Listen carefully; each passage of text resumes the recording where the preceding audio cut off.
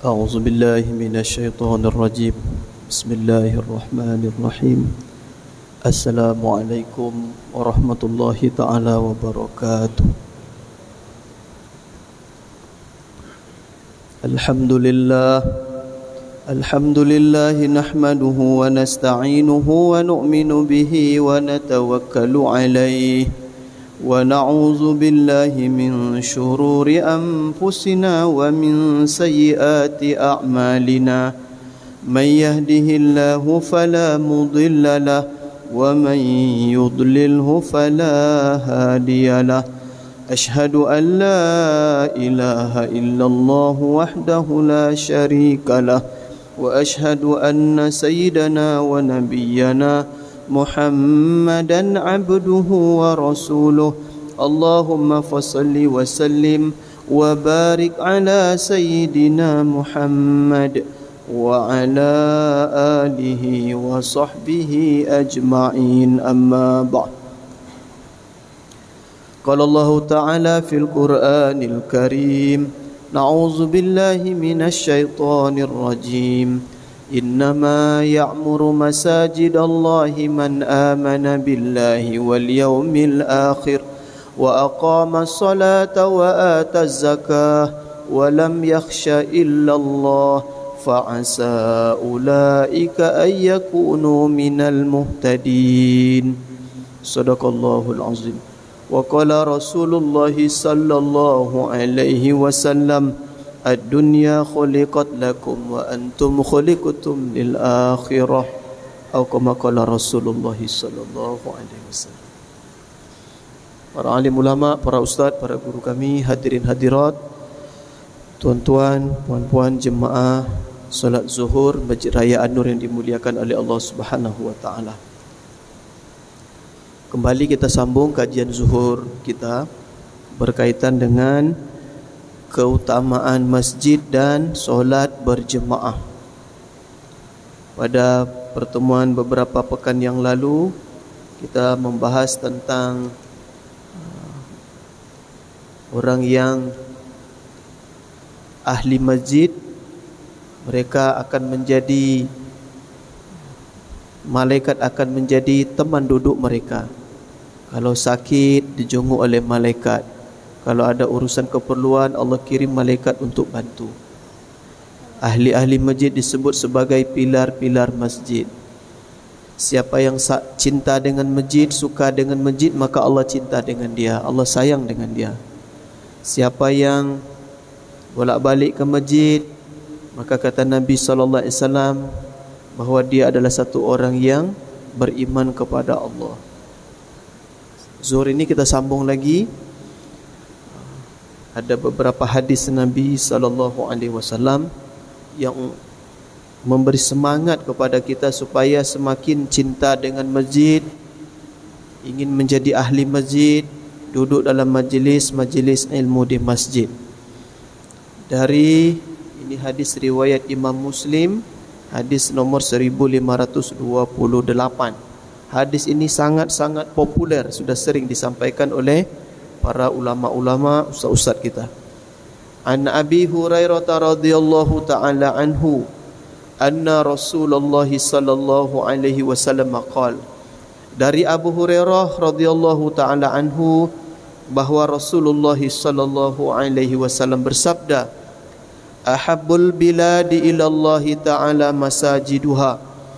Sebaik-baik tempat yang Allah Ta'ala paling sukai adalah masjid-masjid. Wa abghadul biladi ilallahi ta'ala aswaquha. Dan seburuk-buruk tempat yang Allah paling benci di atas dunia ini adalah pasar-pasar.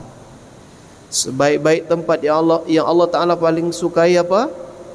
Masjid. Seburuk-buruk tempat yang Allah paling benci apa? Pasar. Apa sebab? Kata ulama, di masjid ada suasana malaikat. Di masjid ada suasana amal yang akan mengingatkan kita kepada Allah, kepada kampung akhirat. Di masjid Nabi SAW dulu hidup dengan amalan dakwah, ta'lim wa ta'lum, ada zikir ibadah, ada di kalangan sahabat yang menjadi petugas khidmat untuk melayani jemaah-jemaah masjid. 24 jam Masjid Nabawi di zaman Nabi SAW hidup dengan amal. Masjid adalah rumah Allah. Sebaik-baik tempat yang Allah paling sukai di atas dunia ini adalah rumah-rumah Allah, masjid. Maka beruntunglah saya dan kita semua dipilih untuk senantiasa berada di masjid ketika azan berkumandang. 5 waktu berjemaah di masjid. Merasa nyaman untuk berlama-lama buat amal di dalam masjid. Seburuk-buruk tempat yang Allah paling benci apa? Pasar. Dan salah satu tanda akhir zaman, jarak pasar semakin dekat. Hari ini tengok sepanjang Jalan Sudirman, Jalan Nangka, Subrantas, kita tengok di Pekanbaru, kiri kanan ruko-ruko itu jadi apa? Jadi apa? Jadi pasar, tempat bisnis, ruko, rumah toko. Di situlah tempat semakin tempat jual beli, tempat bisnis. Hari ini kita bukan berarti menutup pasar, mengunci pasar, menghalang orang ke pasar. Tidak, silakan. Para pedagang silakan ke pasar. Sebab sahabat dulu pun ada juga yang pedagang. Abu Darda radhiyallahu anhu itu pedagang. Abdurrahman bin Auf radhiyallahu anhu itu pedagang. Utsman bin Affan pedagang. Abu Bakar Siddiq radhiyallahu anhu pedagang. Banyak sahabat-sahabat yang dari Mekah itu kebanyakan pedagang. Tapi kalau sahabat dari Madinah kebanyakan petani. Yang dilarang oleh ulama, yang dilarang oleh agama kita apa? Ketika sudah azan berkumandang, jangan lagi di pasar, jangan lagi di toko, di kantor, di tempat kerja, sawah ladang, kebun. Jangan. Menjelang azan berkumandang, kita sudah buat persiapan untuk segera datang ke mana? Ke masjid. Nih pimpinan-pimpinan kantor, jangan buat rapat ketika waktu azan, waktu solat. Coba tengok, 10 minit sebelum azan zuhur rapat sudah selesai. Kalaupun nak sambung nanti lepas solat zuhur atau lepas makan siang, harusnya dibuat time schedule-nya begitu. Jangan langgar waktu, jangan langgar waktu solat. Pimpinan perusahaan juga begitu. Kepala sekolah, siapa saja, jangan ada kuliah, ada kelas di waktu bersamaan dengan solat berjemaah. Seharusnya guru, kepala sekolah, dosen, rektor, dekan dan sebagainya pastikan jadual-jadual kuliah tidak bertabrakan dengan waktu solat. 5 minit sebelum 10 menit sebelum azan zuhur, azan asar, kuliah sudah stop. Mana bisa begitu, Pak? Apa tak bisa pula? Yang nyusun jadwal siapa? Kita nyusun jadwal. Kondisikan keadaan itu, apa susahnya? Supaya apa? Sejuk pikiran hati siswa, mahasiswa, sehingga nanti habis kuliah, habis zuhur, kalau kuliah lagi mudah untuk memahami ilmu, mudah untuk menyerap apa yang disampaikan oleh guru dan dosen. Karena siswa, pelajar, mahasiswa sudah selesai solat zuhur berjemaah, sudah selesai solat asar berjemaah. Kemudian kalau pondok-pondok pesantren termasuk sekolah agama, pastikan 5 waktu berjemaah.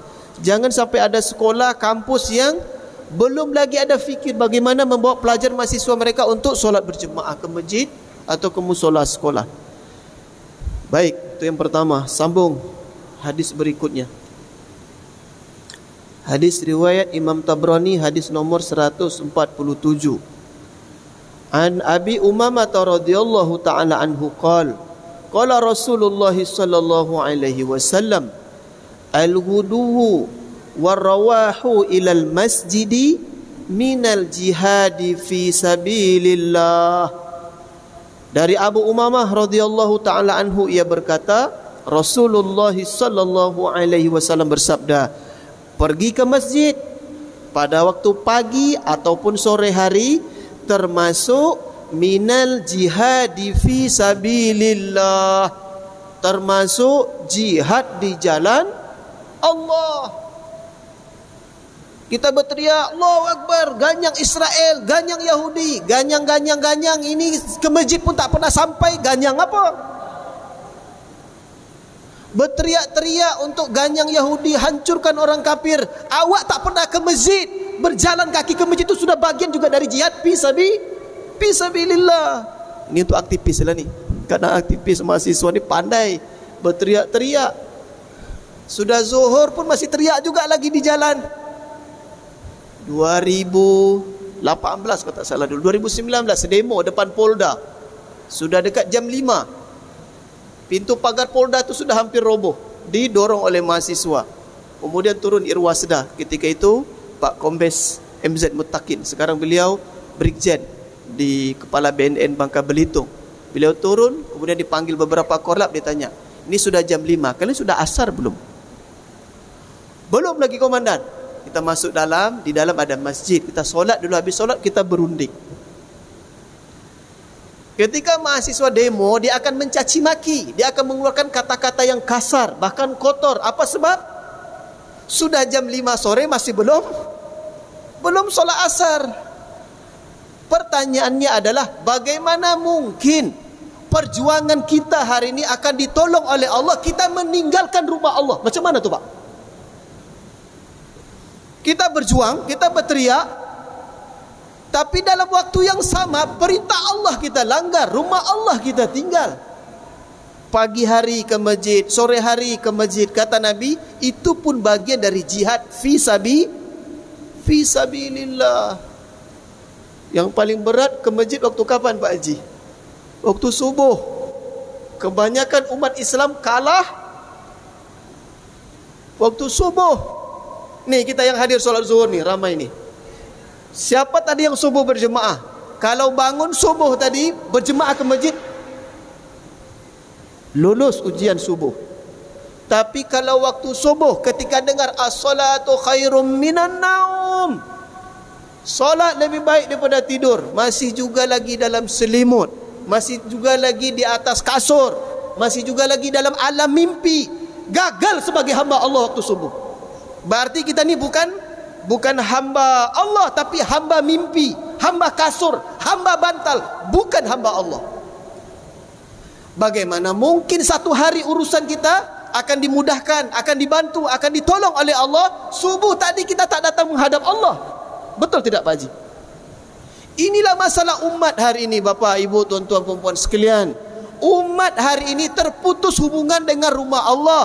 Terputus hubungan dengan Allah, kata ulama, maknanya terputus hubungan dengan Allah Ta'ala. Kalau ingin satu hari ini urusan kita mudah, urusan kita lancar, urusan kita mudah, lancar, senang, jaga subuh berjemaah. Pak, saya berurusan ke Disduk Capil, berurusan ke kantor-kantor dinas, susah lah Pak. Jangan salahkan dulu pegawai-pegawai dinas itu. Cek dulu, Bapak tadi subuh berjemaah tidak? Yang itu memang tidak lah Ustaz. Itulah mungkin. Jangan cepat-cepat salahkan pegawai di kantor dinas. Boleh jadi karena amal buruk kita, tidak solat subuh berjemaah, susah urusan di hari itu. Cukup Bayu?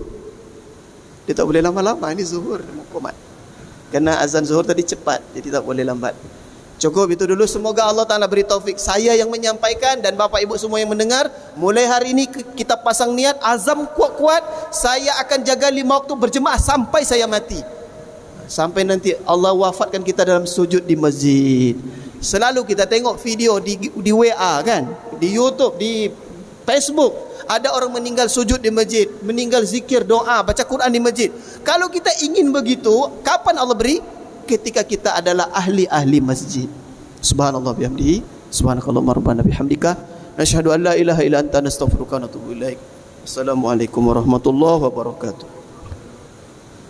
Allahu akbar, Allahu